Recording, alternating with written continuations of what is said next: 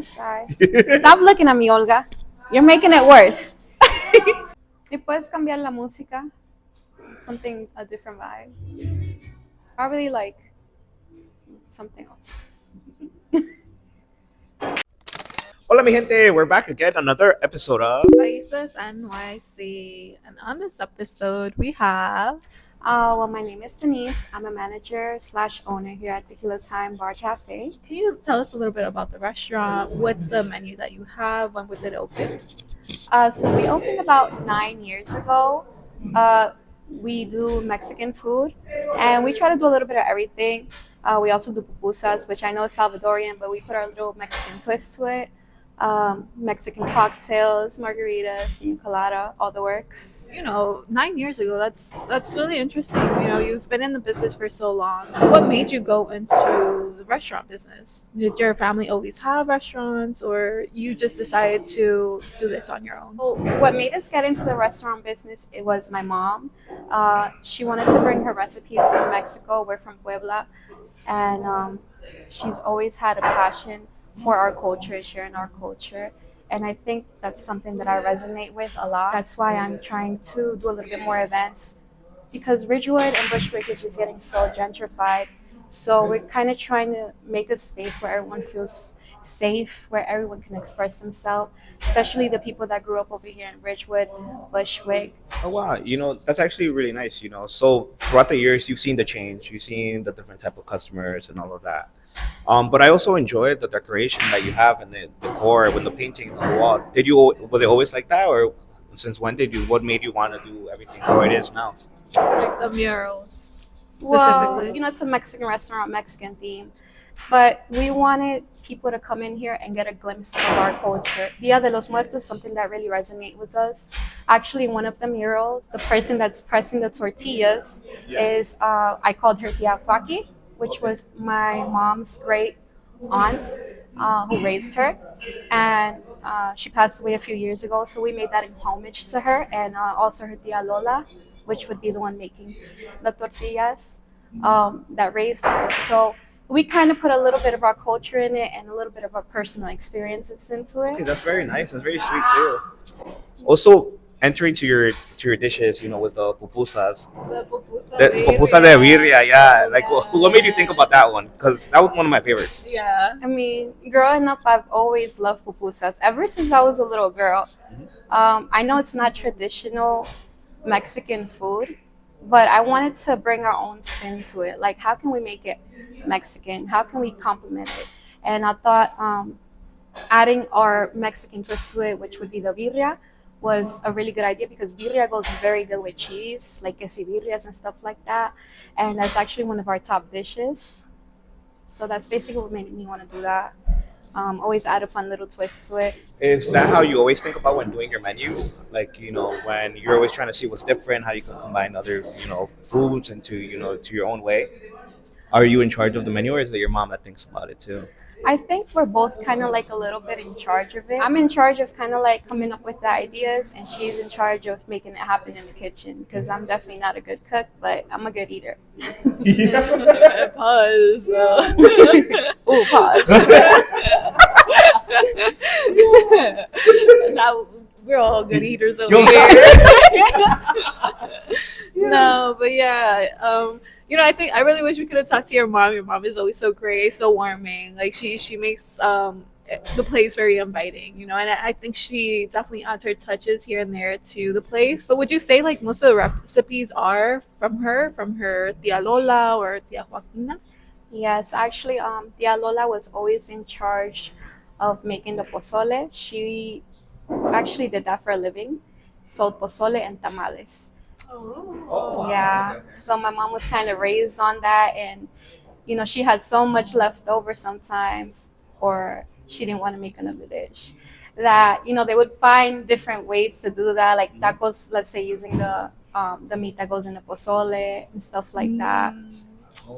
Now I want pozole. Yeah. I want tamales. Yeah. Oh my god, yes, the tamales are so good too. Yeah, those tamales, they were tamaling. Yeah. Like very few places. I think very few places are nowadays are mom and mom and pop shop, like, Yeah. you know, most of them are like now capitalist or investment places. But you guys managed to keep it, you know, local, managed to keep it, you know, home. How does it feel being surrounded by a lot of changing, you know, shops around you guys, you know, because you have been here for 9 years, and how do you feel about the changes? Uh, well, we definitely have to adapt. We do have our traditional dishes, but we also try to have something more so Tex-Mex to appeal to everybody. Um, so we basically just try to adapt as best that we can. Yeah, 9 years is a lot, and but congratulations to that too. Yeah. But how do you overcome through the struggles, of like, damn, like, when it's a little bit slow, what is it that you try to change, or how is it like, okay, there's something wrong? Well, we just try to do different avenues of stuff. For example, if we know it's a slow season, we do our promotions like buy one get one free on our taco combos. You know, no one can refuse a good deal. Um, so we definitely try to adapt. I'm thinking about what else. Oh, yeah. Also, there was the first time we met. You had mentioned that most people don't know that this is a woman-owned business. It's all of you guys. It's you, your mom, and your sister. You guys Yes. are all just been, running the whole place too. Have you always been, since you were born, always just been helping your mom out? Was everything that she needed at the moment that she came? Actually, growing up, I would say me and my mom's relationship was kind of, not there. But when we did start opening the business, we did grow closer. We did bond more. And it definitely has its hurdles because when you work with family, it's not like you can just go home and clock out. No, you take that home with you. So Yeah, yeah, definitely yeah. it can be a challenge. Um, So, like, work still goes to home, so you're still not constantly speaking of what you need to do next from work. It's like usual people, like you said. Once they're done with work, they're gonna go home and they're gonna relax. yes. Once you get home, you're still thinking like, what's next, what you need to do. Exactly. Yeah. Me and my mom are constantly, we don't live together anymore, but we're constantly on the phone, like, okay, we're having this event. What menu are we going to do for this event? Or what bills have to be paid on time? Like, we just have to always coordinate.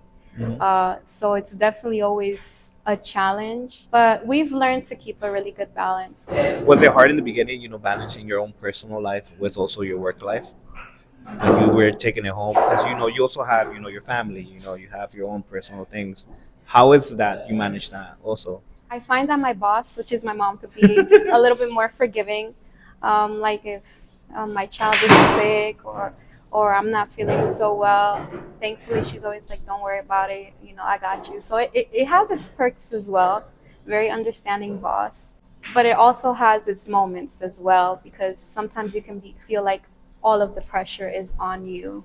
You know, my mom depends on me a lot. For example, growing up, I don't know if you guys ever had the experience that you have to kind of translate for your mom, and you're like, I'm like 8. I don't even know what some of these words are. Yeah. Like whether it came to mail Yeah, or like talking to somebody on the phone. So Mhm. that definitely translates to the business world for us because there's things that she might not know that I might not know, but I have to figure it out. Yeah. Technically, yeah. As a kid, it's like we really had to read important documents. Like, cause he says so. Like, and I'm like, Like I'm only and in we're second translating the grade. English word in English. We're just trying to say it in Spanish. The document, el documento. Like, I don't know. You had also explained to us that the place had originally just been the front, right? And then you guys actually expanded over time. Yes, actually, the front of the bar right there where Seneca Avenue is used to be a deli. And Whoa. then, yeah, probably up to where the bathrooms are, a little further. Okay. Okay. And then Tequila Time was actually like the back part where you have to enter. Like you have to know about the spots to enter. Yeah. So, Yeah. if you know type of spot. That's Okay. kind of how it was. And it was more so a bar. But once COVID came, it was like we had to kind of innovate and promote the food a little bit more. Um, and that's how Tequila Time became what it is, more so known for its food rather than anything else. Um, but definitely it was a challenge because during the transition period, it's not just like, okay, we have a big bar. No, It's like you have to make a plan, you have to hire people, and you have to make sure everything goes according to plan. And during the whole process, I was actually pregnant. So that further added on to the stress. Like, oh my gosh, I have to call the architect, the plumber, this, that. So it's definitely a challenge. Um, but thankfully, we're here now. Um, and I think I took that as a lesson to just persevere. And if you don't know something, learn it, because that's basically what I've been having to do my whole life. And, it pays off in the end. Now we have this great spot where people can come and express themselves and feel more at home, I feel like. No, yeah, definitely. Throughout like last year, we always see now, more people coming in, more people talking about Tequila Time Cafe. I see more people talking about Con Tiempo too. Stop. Certain people, yeah. Nah. Certain people recognize me like, oh, you guys are from the Con Tiempo event. I'm like, No. yes, we're them. More to come. Yes. More to come. No, but because of that, also you're opening your doors. You're doing something new. Collaborating with other creators too, as well.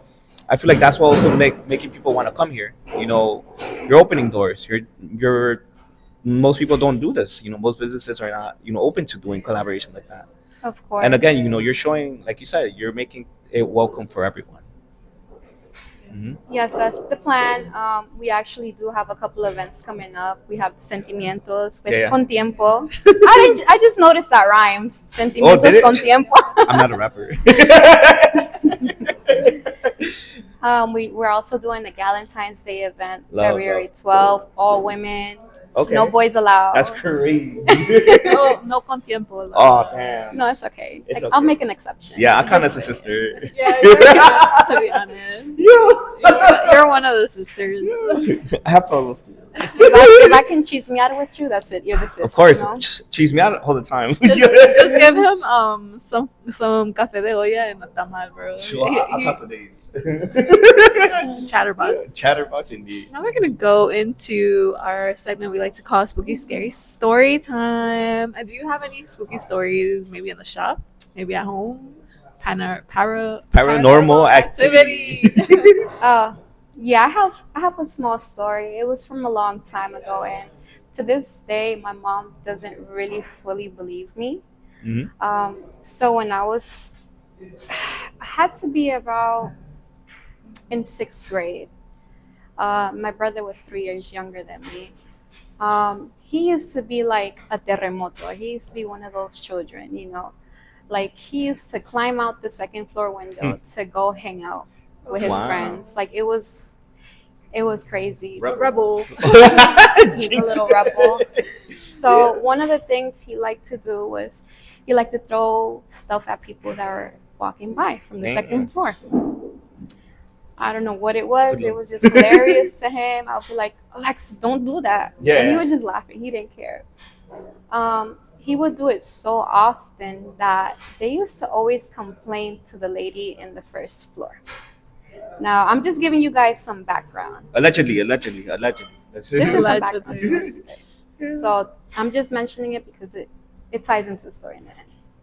Anyways, while I was sleeping, I would always just feel like I was